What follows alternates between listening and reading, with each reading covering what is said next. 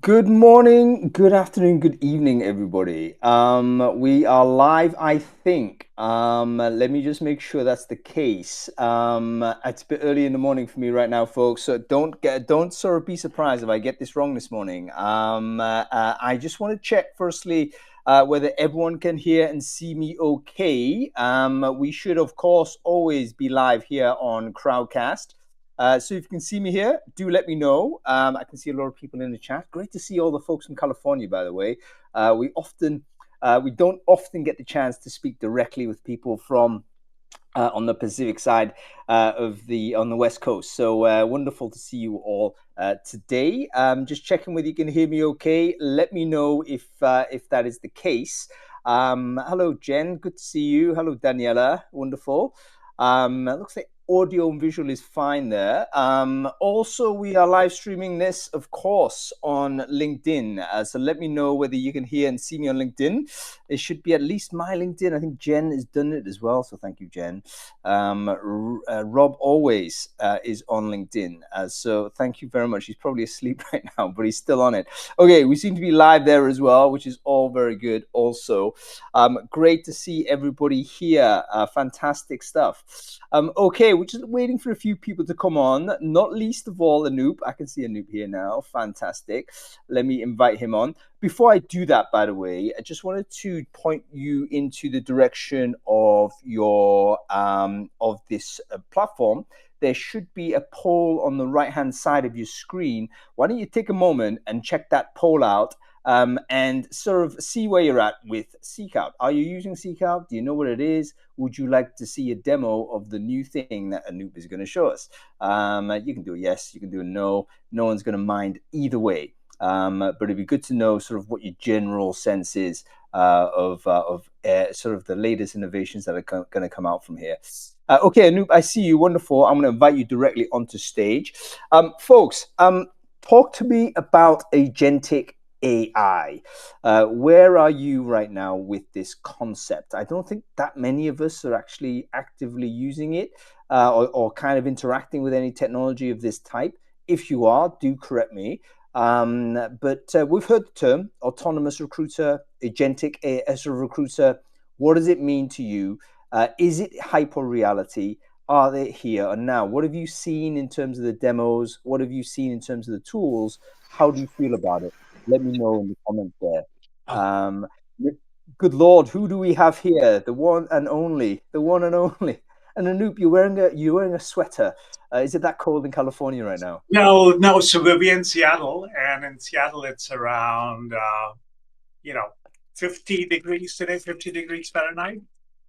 That's kind of sweater weather to me. And What did you say? I hear talk there's going to be some sort of polar vortex collapse or something that's going to launch everyone into freezing temperatures. Is that correct, Anu? No, no. It's 50 degrees is warm for us, actually. We're doing pretty okay.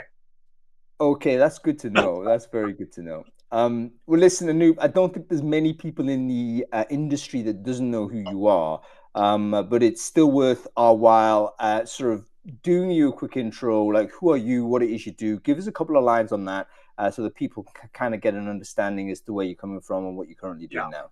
No, absolutely. I'm Anoop Gupta. I'm co-founder and CEO of SeekOut. I thought I'll share a little bit more about my background. So I came to the country in 1980. I got my PhD in computer science from Carnegie Mellon, focusing on AI and systems at that time. Then I was a professor at Stanford for 11 years. Uh, so a lot of the people on AI are actually used to be colleagues and friends. And And I students, maybe. Yes. I yes, mean, yes, yes. So a lot of my students work at NVIDIA now and are distinguished engineers and things like that. And then I did my first startup, which was a streaming media startup, video startup in 1995. And that was acquired by Microsoft in 97. And then I spent 18 years at Microsoft, including directly reporting to Bill Gates for 2 years as technology advisor. I ran the Skype and Exchange businesses. I learned a lot of varying things. And then I had still a second startup left inside me. And here we are. So I just love innovation. I love technology. We are problem solvers. Whatever we go into, we go deep. And I think people and talent is some of the biggest, drivers of whatever we are seeing in the world. And so we are delighted to be here. Fantastic. Great to get that a badge of honor, Anoop. Amazing sort of career trajectory. I want to ask you a question. One thing I've noticed actually for people who have been builders before and founders again, I've seen the sort of like giddy excitement that I haven't seen from, no disrespect, from like veteran builders that I haven't seen since, really on the .com, the first era of .com. It's like, oh my goodness, the world is getting made renew. And I've seen people that are like already multimillionaires that are back in they're actually still coding again. They're like back in it because they're so excited. Do you get that feeling as well, Anu? Is this like such a moment in product and software building that you think, oh, we can now do the things that we always wanted to do? This is really a very special moment in time and what the technology is doing. Um,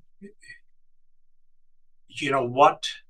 So if you go and think about a technology that can pass the legal exams, the MCAT exams, so fundamentally, we have not had technology that can do it. So it's like the early stages of web. You do the simple things first, but then you don't know how large an influence and impact it is going to have.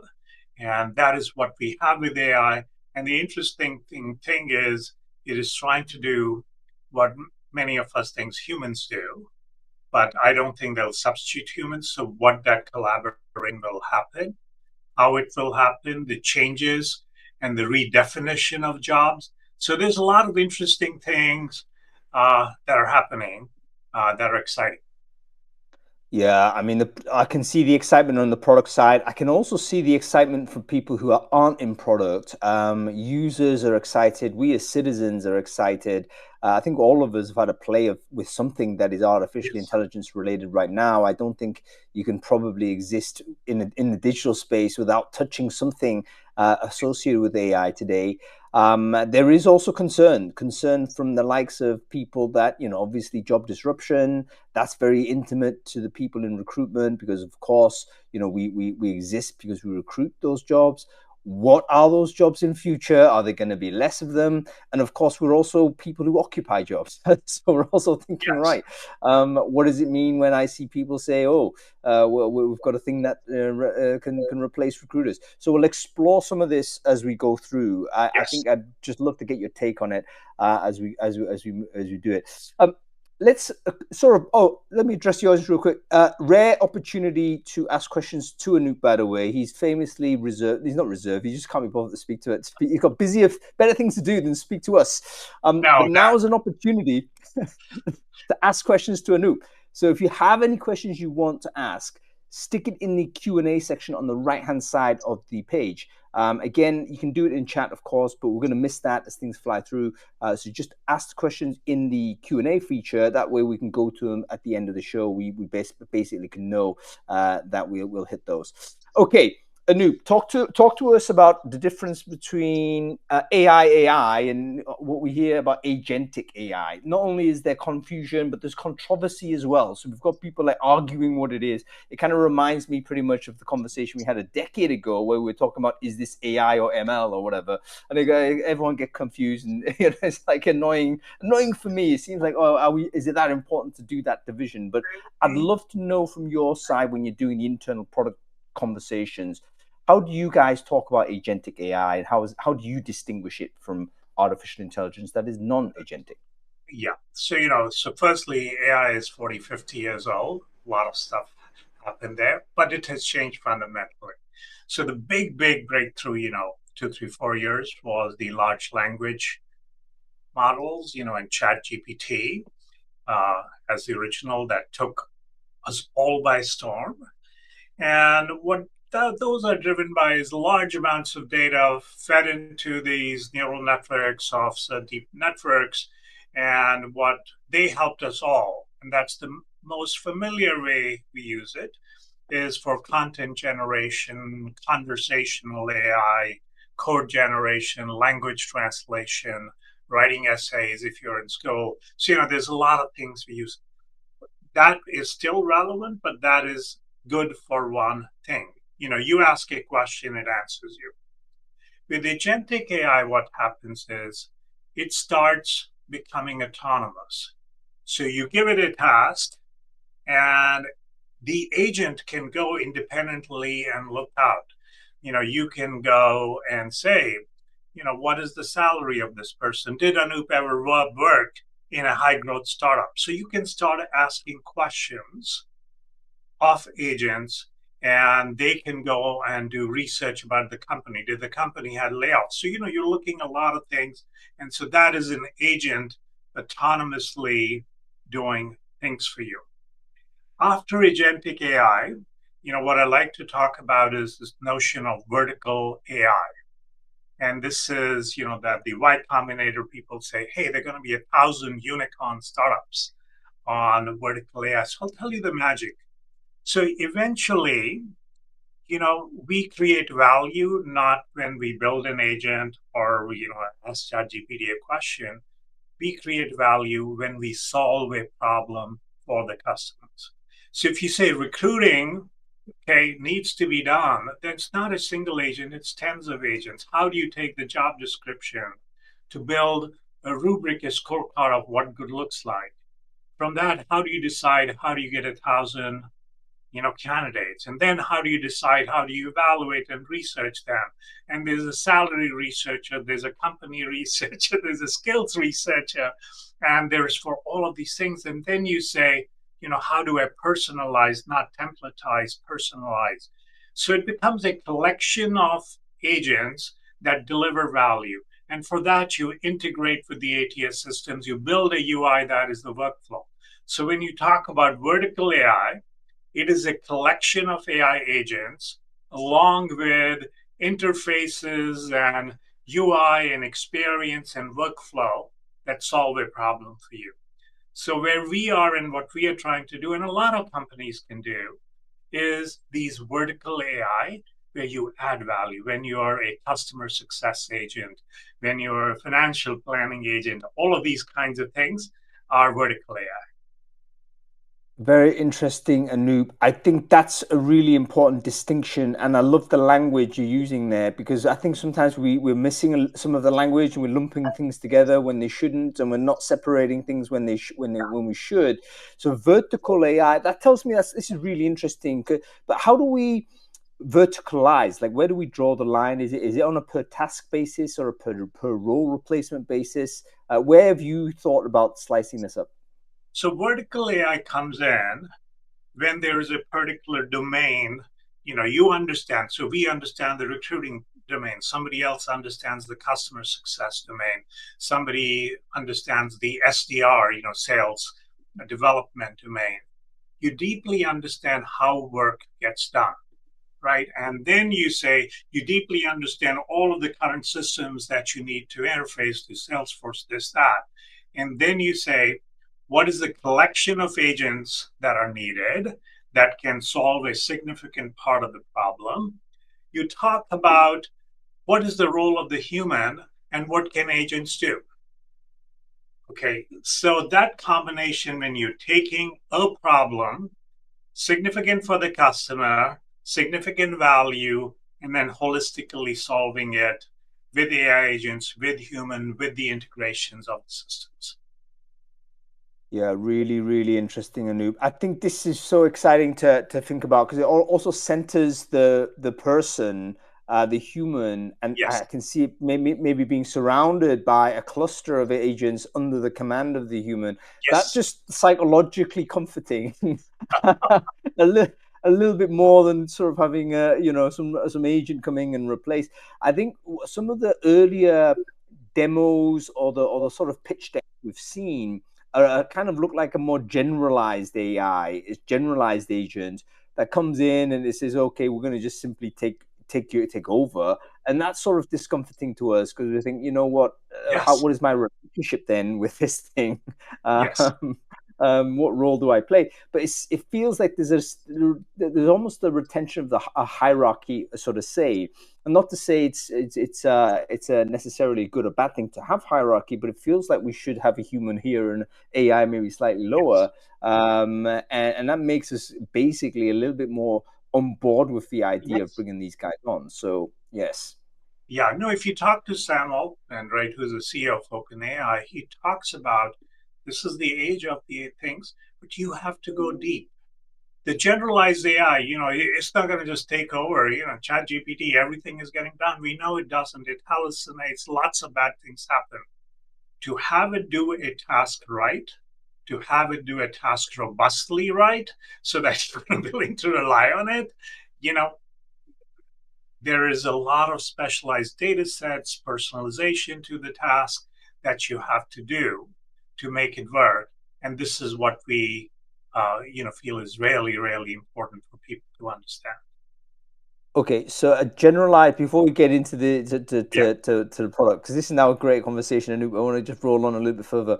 Um, for a generalized AI evangelist, they may say to you, "That's great, Anoop, but we can solve this with just simply having more data, more ways more inputs. Eventually, this is purely a data plus compute problem. What are you talking about needing to verticalize? What's your verticalization may even be kind of a I wouldn't say a lazy way to solve a problem, but a quicker way to get to commercialization, maybe. But it's a solvable problem. What's your answer to that? Um, no, that is not going to work because the workflow is the workflow. Specialization to understand a profile, to understand, what skills are, to say, has this person done a certain kind of task? We know generalized AI is not good for that kind of purposes. You can get much better, much more robust, much greater accuracy in your answers if you have thought about the problem, if you've thought about the workflows, if you've thought about the people involved in the problem and what humans do best and what AI agents can do. Yeah, and by the way, Anoop, I forget to ask you where you're from in India. Where are you from in India, by the way, Anoop? In Delhi, I'm from Delhi. Okay, so you'd be familiar with this. I had a big moment because I'm traveling in Asia right now, and Yes, I yes, was in India only a month ago, and crossing the road in Chennai caused me to really rethink where AI fits into the world. Because it was very clear to me that just from doing that sort of action, that what autonomous driving, AI, and stuff like that, it's going to have a real problem on India, because of the vehicular diversity. Number one, the requirement for everyone to have real time adjustments. Like yes, everyone has just got to be constantly adjusting to what's going on because everyone else is acting. No accidents, no one died. It was like everyone got through it, no problem. But it wasn't like, oh, here's the rules driven way of doing it. And you know what? I can imagine a sort of an autonomous car simply freezing in that road and not being able to work, not being able to move because it would simply recognize there's too much stuff going around. And I just thought, you know what? What is interesting here is that this is an exemplar of a situation where it's unpredictable. It is the main factor is everyone else, right? yes, It's not about the rules in the road. The main factor is the other humans that are operating, and not only other humans but other things. Cows, dogs, everything are in there. yes, Different vehicles, different road conditions. Everyone kind of just avoiding each other. The sound also. So in other words, there was a multimodal sort of yeah. communication. Is there a car that's equipped with microphones to be able to deal with that? you know so I just thought to me, maybe recruitment has a microcosm like this. It's similar to as an analogy in the sense that there are moments in the recruitment workflow which are highly unpredictable based on the motivations and behaviors of the stakeholders involved. So, for instance, let's say there's 3 or 4 stakeholders in a recruitment process, and each of them have lives, moments, things that change their own sort of thought process. When they come to a situation where things need to be negotiated, can you, you need real time updates as to what's going on right there. And a human being might be faster to do that than any kind of machine or any kind of software. So, firstly, very sharp observations on the traffic in India with the cows and the dogs and the bicyclists and the cars and the trucks. It is a human problem because it's a lot of things are changing. I think recruiting has some analogies, but it is quite a systematic process, where you start and meet with the hiring manager, and you have to understand the requirements and the biases and the personality of the hiring manager. But then once you have the spec, it is pretty systematic. Given the data that you have, how do you understand and how do you do the research about the companies and the people? And you do. And then there is the screening part too that recruiters do today. And actually, so we like the bookends to be humans, where you're interfacing to the hiring manager side or you're interfacing to the candidates finally, and you're judging their attitudes and personality and things like that. So there has been motion there also on automation on that side of it. But the middle part is a fairly regularized process, and it is expensive, and it is time consuming, and it is mind blowing from a lot of people I talk to. By the time you're looking at the 120th profile to say, is it matching or not? By the time you're doing the 25th highly personalized message, your eyes are drying up and rolling across the desktop. So there are a lot of things. There are AI agents in a deep way can help. And that is the collaboration, between the AI agents and the recruiter that come in. You've just changed the talk I'm about to deliver to in a summit in Sydney. Thank you, Anoop. I've got to now do a lot of work because all talk was nearly done. And I thought, no, I need to redo this because I need to focus it on where the human has a premium, where Yes, the human premium is in the process. It isn't about mechanical processing of predictability or the repeated sort of yeah, steps. Obviously, that's mechanized. That's obviously something that can be digitized. What a human is needed is when there is a real-time collaboration, real-time resyncing, yes, as you say, yes, bookends of a yes. process where there might be variables coming through. And we, by the way, as recruiters and just professionals, have just got to audit our work and figure out where are the moments where we need recalibration. Because I think that's where we end up expanding scope and spending more time.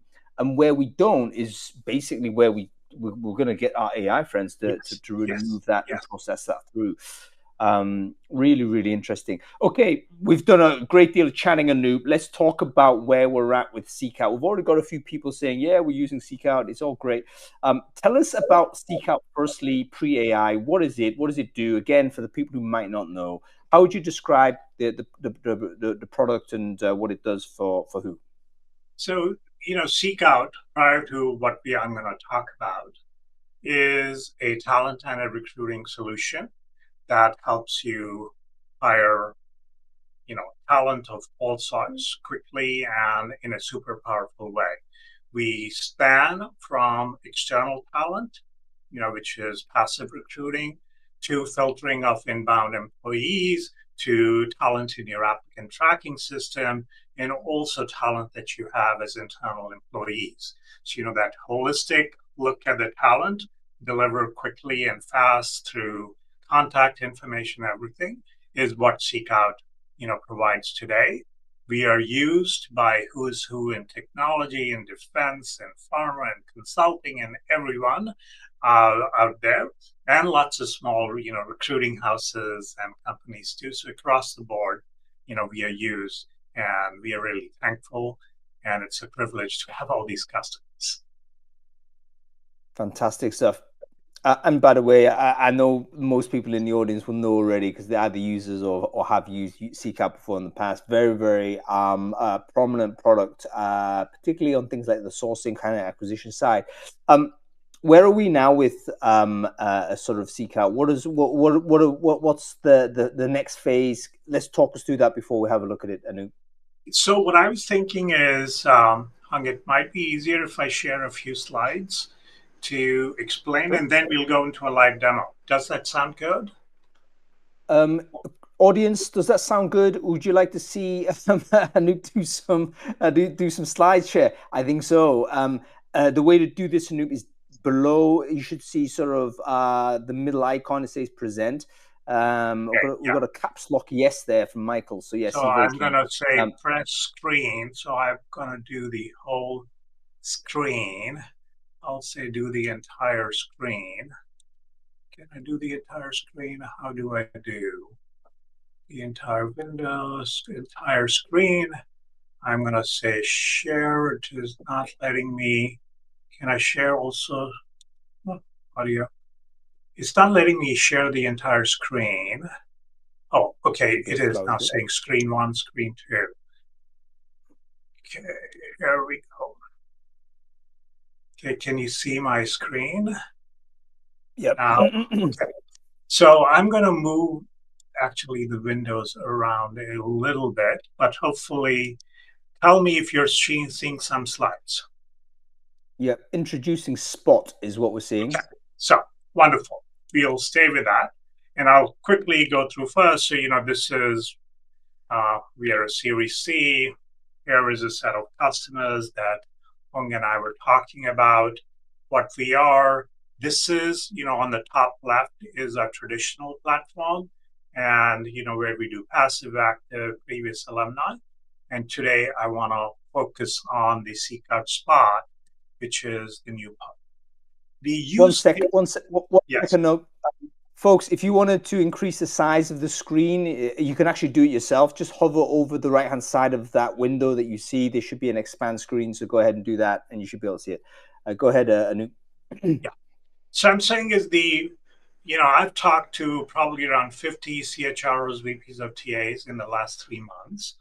And here are the problems that we see and where you'll see Agentic AI comes in and out.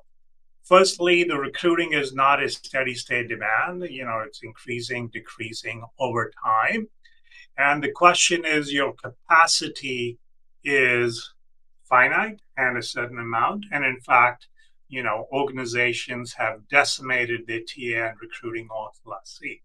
So when you are exceeding the demand, then it is delayed hiring, costly agencies, and when you have less demand, then in some sense you're overspending on FTEs.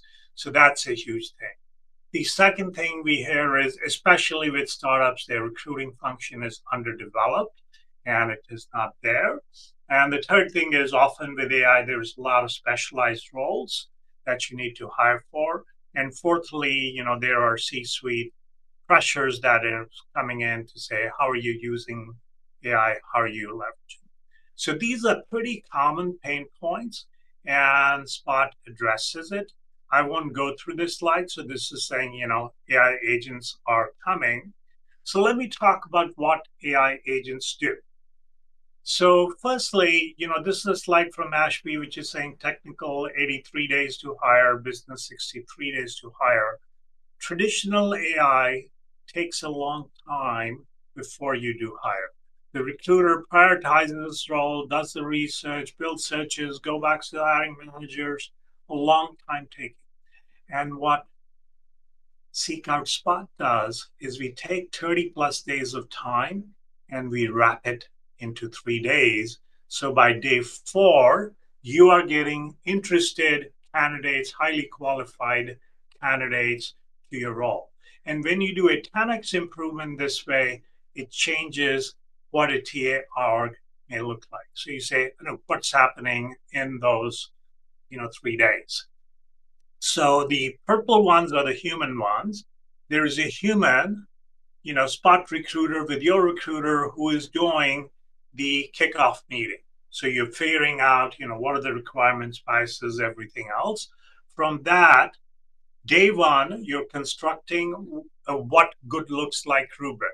What does a good candidate fit for this particular role is going to look like, and you can run. And I'll show you examples in a second.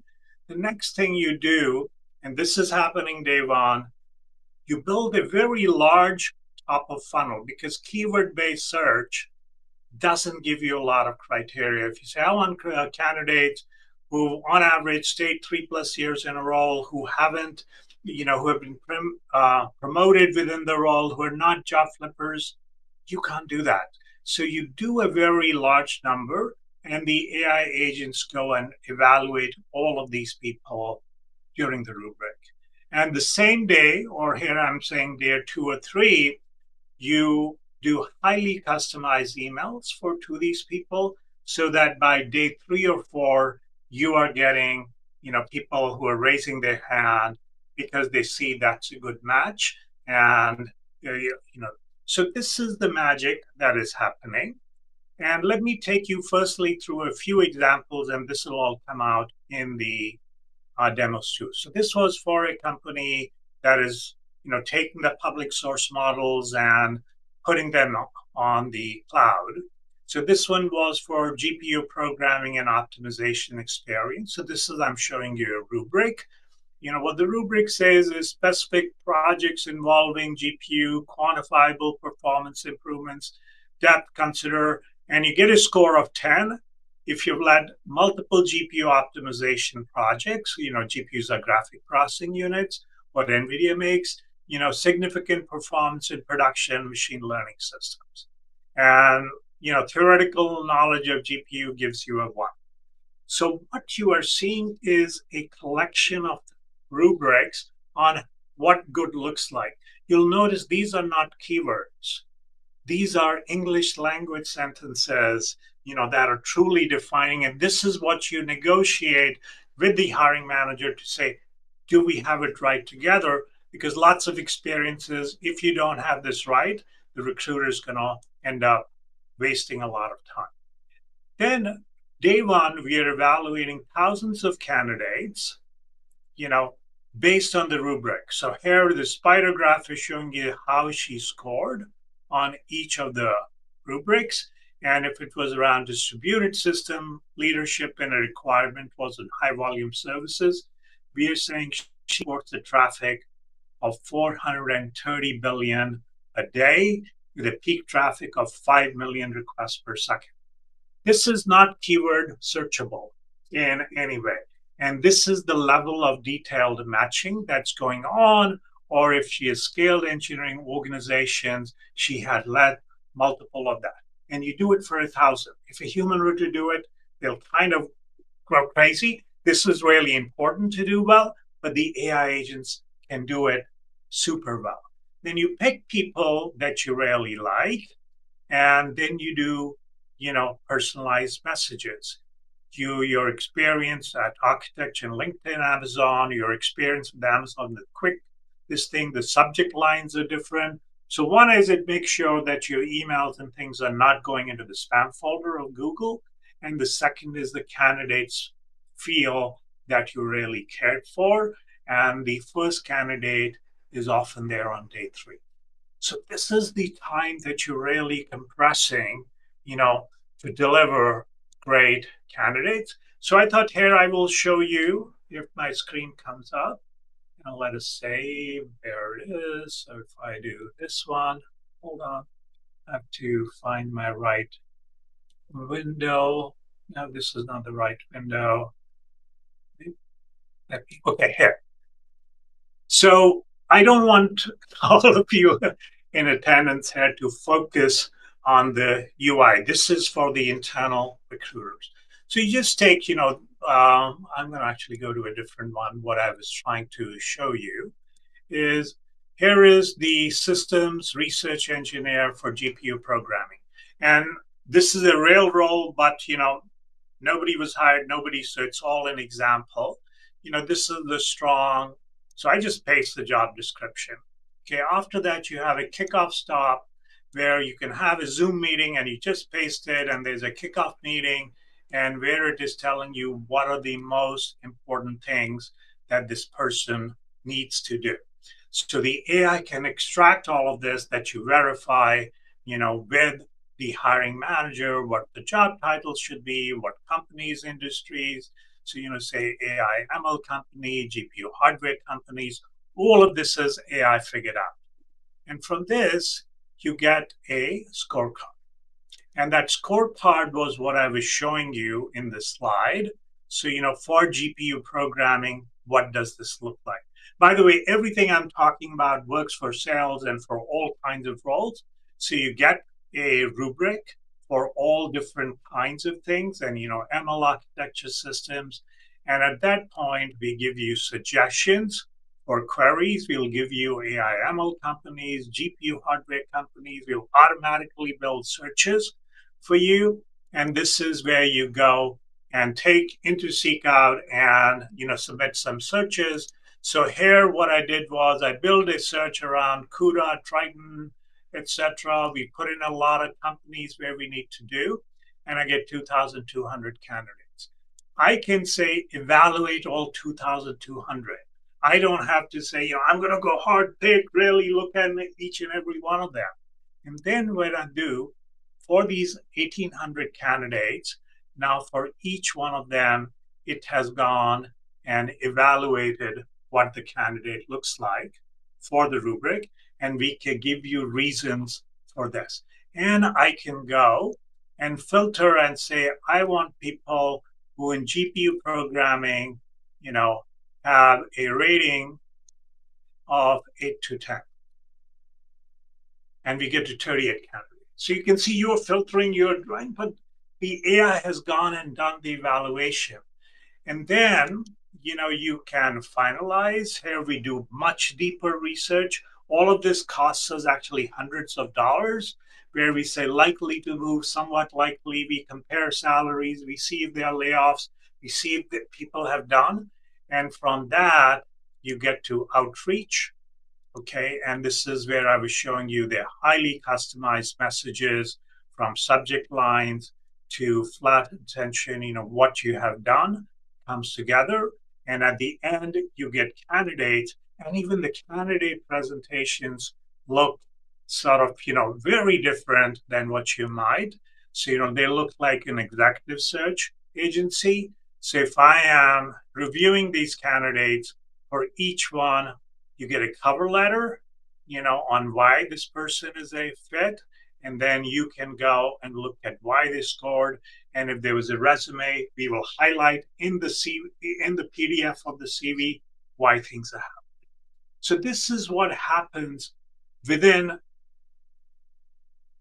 the first 1, 2, or 3 days. That's 3 days. This is what is happening. And hundreds of messages are going out. And this works the same way when you look at, strategic account executive role. And here what the people wanted was job stability and tenure. The candidate has done these roles, lasted 3+ years with steady promotions or increased responsibilities. So this is the magic, that these things can do. And to just show you a few examples of what people are saying, here are some testimonials. So we are still early. Means this is a shipped solution, that service that we provide. But I will let the audience read. These are, amazing companies. So both the speed with which we can do it and the quality with which we can deliver becomes, quite amazing. And as I'd shown in the slide, the humans are the bookends. And in fact, they guide the process in the middle too, but not taking a lot of, time for that portion of it. So I was thinking of stopping sharing unless there are questions. Yeah, you can stop sharing with. I'm sure there will be questions. I've got plenty for you, Anoop. Okay, Thank you so actually, much for that. I did have Oh, a slide. Let me see if I have a slide. Let me come out of it.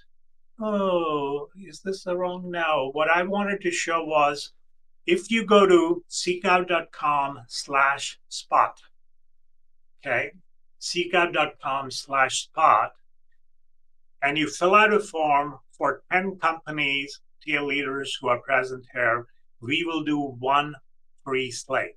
The slate is 10 qualified candidates in 2 weeks, highly matched, no cost, courtesy of Hung Lee. Send Hung a thank you message because we think seeing is believing. Okay, you have to experience it, to see how this technology really works. That's a fantastic offer, Anoop. I mean, my audience, I mean, I'm not saying Brainfood is a cheap, but you know what? We do love free. And so that's fantastic. Okay, that's brilliant. The link has been shared actually by the SeekOut team in the chat. I will Okay. also send that to everyone who's registered, and I'll also distribute it online later today as well, so that we get more people that take, as you say, Anoop, sometimes you got to get people to experience it. Demo is great, and it was a fantastic demo, but I just wonder if people need to poke at it and generate their own results. And I think that's when they're going to get their own sort of version of the magic. So what is So really actually, interesting here Hoga, is, but I wanted to interrupt for a second and clarify. SeekOut Spot, as it is not a tool like the traditional SeekOut that we license, to customers. SeekOut Spot is a service like a recruiting service, okay, where we have a flexible model where you say, you give us a job that you're interested in, and we give you outcomes, whether that is a slate or a hire, and there's a lot of flexibility in models for enterprises and for startups and things like that. The reason is that, firstly, we spend hundreds of dollars per search. Okay, so it's this thing, and so you don't want to say, hey, go and play lose for the price of a license. You just don't get all of that.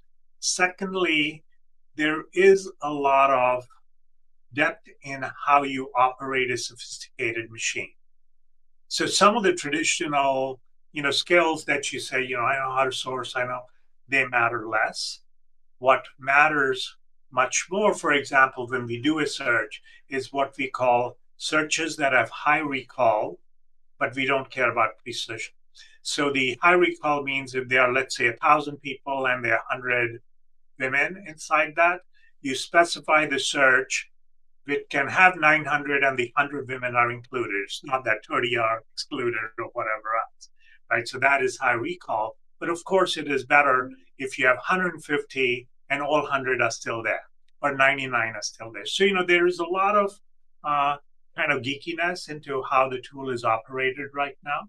We are incorporating this technology into some of the tool sets, but that will be coming during the year. Right now, it is available as a recruiting service, just like outcomes, as the end result that we deliver.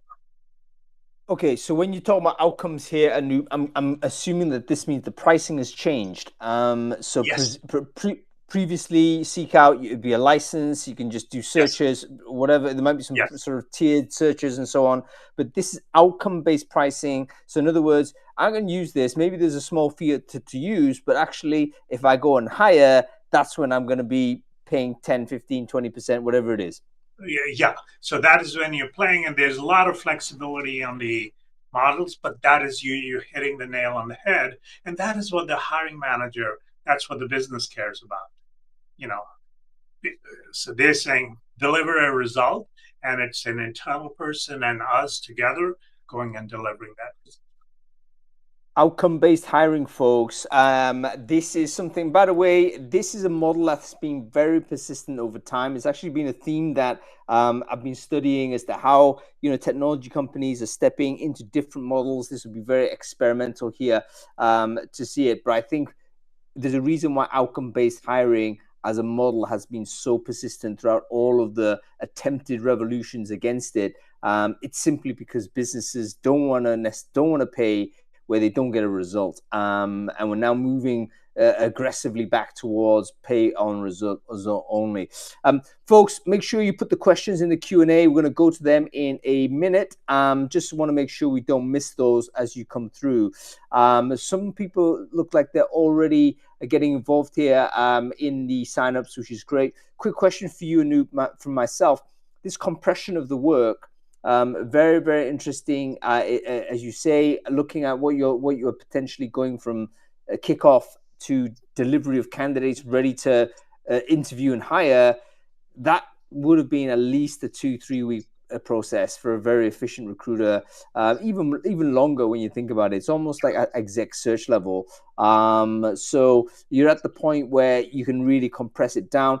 What do you think sort of from a recruiter perspective, we're going to be looking for if we're hiring recruiters now. How does that change the recruiter job when a big component of the work is now being kind of automated or at least assisted heavily with AI? But in those purple zones, so to say, what are we Yes. recruiting for building the new TA team of the future? So one part is, developing the skills and data oriented to be brave with the hiring manager and be a talent advisor to them and understanding the requirements, understanding the purpose, understanding how you might be selling to the candidates. Why is this role really needed? What is important? It has always been a part of recruiter's role, but now it becomes more important because that is the human. You're looking at their face, you're seeing what are they excited about and what are they. So, there's a lot of that happens. The second part is when you're talking to the candidates, how are you showing empathy? How are you understanding their attitudes? How are you understanding their personality? For example, in a startup, we look for people who have a can-do attitude, who are okay with ambiguity, who are okay with changes in direction, who are not here's a cut and dyed process. So that empathy, being able to sell the role and everything else, that is still human. So those are the two Yeah, skills. Everything human, you what is fundamentally human and why Hung, you and I are talking and having this conversation and what it is taking, that is a skill. yeah, I agree. And it's going to be basically changing what we had probably previously valued to be a reshuffling of what we valued when we coming Yes. to recruit individuals for our teams, for TA teams, so to say. Relationship building, that Yes. kind of intuitive grasp of what is really meant. What is what are the red flags, so to say, the spidey sense type Yes. stuff. You get that this is going to be a problem or needs to be solved. Those are things that I think will come again as premium. Excellent stuff. Okay, let's roll forward to some questions. Actually, I can see one here from Valencia Woodard. Valencia saying, okay, it's a simple, straightforward pricing issue. If I get 10 results and make one higher, do I have to pay for the others 9 a year later? So I think what she's saying is, look, I don't know Valencia. Forgive me Yeah. for potentially misgendering here. Okay, I've got results. When am I billed for it? Depending, like, what if I just like sandbag them and say, right, I'll just hire them like 6 months down the track? Yeah. How you deal with this, man? So we have two notions. So there is a notion of slates, and a slate is we are augmenting a sorcerer on your team, and we are saying is for this role, we are giving you 10 candidates. So in the current model, whether you hire one of them or hire all 10 of them, doesn't matter. That's why we're not giving you 100, 200, 500. We are doing a limited set of 10 that we give to you, and we do. We don't have a slate plus success fee model or something like that. So that is one Ah, model that is there. And the other is, you know, we stick with you, we keep changing whatever understanding things until you make it higher. And that plays to a agency model that is there. But we can do each one in volume and special pricing for enterprises. yeah, and oh, by the way, folks, whenever sort of new technology of this type is rolled out, there's going to be iterations on how the pricing works based on like Yes, the market sort of feedback. yes, So yes, all of this is going to be, and it's not about what you say; it's actually about how you pay, right? So yes. I mean, we're gonna influence this based on what we actually go through. But basically, pay per slate looks like the default at this point. So it's almost like, right, I want to pipe a job into a spot. I'm going to guarantee there's going to be 10 qualified candidates or whatever slate it is. I will pay for that service, and then take it from there. So, and Yeah, what is on they're offer, folks, qualified is and basically, interested. So what we do because of the messages, they're qualified and they've raised their hand and said, I'm interested in talking. And we do the agency. So for a lot of startups, for the younger companies and actually larger companies, like Expedia, they say, do these hires for us. We don't have the capacity because in the graph I was showing you where the demand is changing, many times you just don't have the capacity to do the hiring Yeah. internally. Yeah. We've got a comment here from Tony Kim, and he's saying, yeah, so basically it's kind of like providing an agency-like service back in the day, rewind 1980s level, you engage a recruitment agency, they would deliver you a qualified slate, and you just take it on from there. You don't necessarily have the agent sort of involved too much until you make the hire. The value is the search, the qualification, and the early close, and then bringing them to your to the attention of your team. So that's kind of the vibe you're going to get, and yeah, it takes away that sort of heavy lift. Very, very good. Okay, we're getting some questions coming through. People are not obeying instructions of using the Q&A feature, so we might have to just dig through the chat here. Yes, we're gonna. This is why I want people to put it in the Q&A so I can see it properly. But let's deal with the Q&A question first, because I think Sandy's the one that basically has followed the instructions. So let's answer her question and go to the questions I can see in chat. Okay, so Sandy said, okay, what does it mean for a company that's currently thinking about ATS selection? Do we need something basic that varies best specialized best in class agents or simply plug into? I actually don't understand that question, Sandy, but I'm assuming she's saying, look, how does it influence ATS selection when you know there's a product like SeekOut Spot here? There's a lot of ATSs that are building, we're going to find candidates also. So they're building further sort of into the pre-hire phase, whereas ATS previously only, you process once you've identified a candidate. Do you think it changes So like I ATS think selection? I understand the question. This thing. So, many companies ask us, people applied and they're there or they're past candidates. And as you know, the SeekOut product integrates with many, many ATSs from Ashby's and Smart Recruiters and Greenhouses and Lovers and everybody else. So with this technology, we can actually search across ATSs and across the external pools. So you're covering, the applicants, the past candidates, and the external pools and surfacing who's on the best using a uniform metric that is defined in the rubric. And then we extend it also to internal employees. So as people are looking at 360 talent, holistically at talent, this becomes a technology that lets you look across all of those people and say, for this role, these are the people who are coming on the job. Yeah, very interesting. We talk about internal hiring, external hiring. We often have a conceptual division between those Yes. two, but the business may not care about that. They just want to have Yes. the great hire, and it may well be that having this interface kind of AI on top of all of these data Yes. sources is the way to solve it. So rather than having to create Yeah. an internal hire function, you simply have recruiters that use this tool. Okay, Yes. we've got we've got a few people in the Q&A here. Let's do with Iona first. Iona, what is the value for independent external recruiters? So I'm in indie rolling around. I'm doing my job. I mean, actually the value, but how would you explain to that person the value that So I'll give SeekOut you Spot a offers? couple of examples. We're working with a couple of small agencies, and what they do is they do the demand gen, and somebody says, go and do this role for us, and we can act as a backend for them for certain functions so that they can service the client better. So these are usually people who are agency recruiters who are charging, 20, 25, 30% to the client. And two cases, and what we do is, hey, for a 50-50 revenue split or something like that, we will be your backend sources. You be the client interface. You do this thing. So it works that way. If you're simply using a seek out tool, a traditional seek out, that works too, that you can use.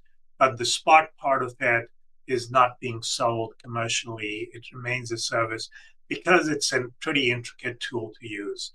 Uh, Yep, really interesting. By the way, sort of we can view all of these tools as pretty agnostic. I mean, even technologies that you feel, oh, this replaces this role or that. you'll end up finding that that person who is purportedly replaced can use that tool to actually deliver plus value service to a customer that prefers to deal with that particular human being. I've seen it in hand where a lot of companies are still much prefer not to have to deal with recruiting. Like they don't want to do it. They would just want total solution, total service. And have a think about, it's almost like you have a think about a slider of how much commitment of time a particular customer or hiring manager wants to do to the activity of recruitment. Sometimes that's 100%, sometimes it's 0%. So you've got to find who that right customer is. Okay, Manya, she's asked a question here as well. So if you're an independent recruiter, you are recommending using SeekOut Plan only. Straightforward question, Anoop. What's your answer to that? Yes, yes. You know, unless you're an agency and part of an agency recruiter, use a SeekOut plan, SaaS plan. Perfect. Drew Ostrem, let's go to her. Or is it he? I don't know. If you're paying an internal recruiter and a fee for this seek out spot, your sell is to get rid of other sourcing tech, etc., to keep costs down. But strong ROI on time and quality. Is that basically what it is? Sort of from the psychology of a business that is hiring an internal recruiter, for instance, and then decided to commit to spot. What's the value they do for potentially double parking the budget there and having to sort of that commitment? Yeah. So if you are belong to an enterprise that's internal, if you decide you want to outsource all of your sourcing and generating the slates and this thing, yes, you can get rid of the internal tools that are there. We will Cool. give There we you, go. yeah. Yeah, we have. Thank you, Drew. But Final question. one thing, Hung, I wanted to talk about, and this for medium and small, oftentimes they don't have the recruiters for all of the different roles and the kinds of specialization that you might need. So you're going for the GPU, or I'm looking for the national manager for the sales. These companies have one, two, three, four recruiters, and they have a really hard time. And this is what the customers tell me for certain kinds of roles in judging what needs to be done. Because of the scale we have on our side, we can provide them high quality people for each and every kind of those roles who have deep experience in those functions.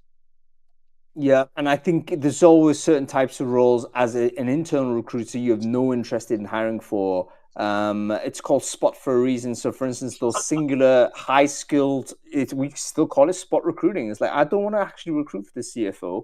It's just going to take me ages. And the work I do in doing this is not going to add any value to my core recruitment role, which might be recruiting salespeople. So yeah, where you would typically outsource it to agencies, maybe this is where you'd drop this in. Okay, final question from Drew again.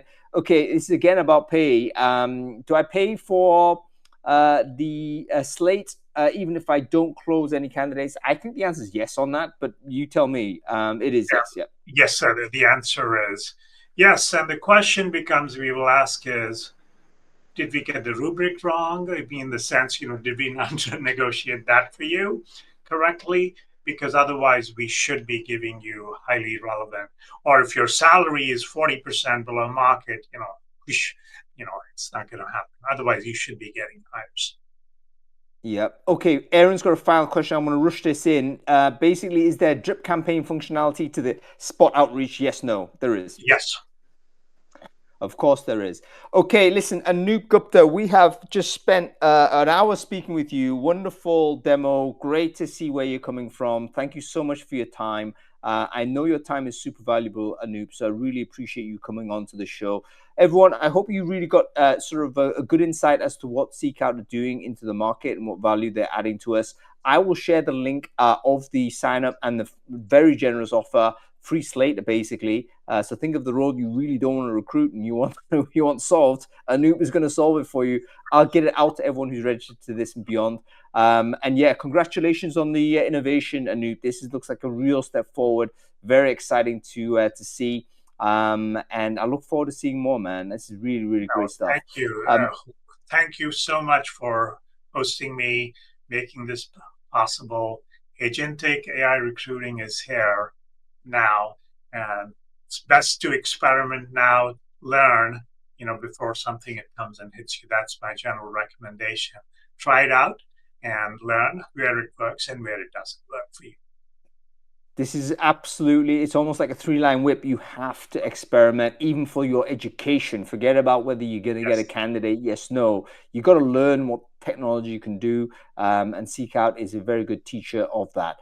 Okay, that's it. Anoop Gupta, thank you so much for coming on to the show. Everyone, thanks for watching. This show will be available on replay as soon as we stop the broadcast, which is more or less now. We'll be back, of course, with Brainfood Live next week. What are we talking about? I can't remember, but you can follow the channel and then you'll be updated on what's going on. I think we're talking about AI, the shape of AI-enabled TA. What does it look like if technologies like Anoop is all over the TA function? What does the structure of AI-enabled TA look like? Make sure you follow the channel, register for that show, because it is going to be next week. Okay, great. Anoop Gupta, great to see you. Let me let you go. Thank you so much. Bye-bye.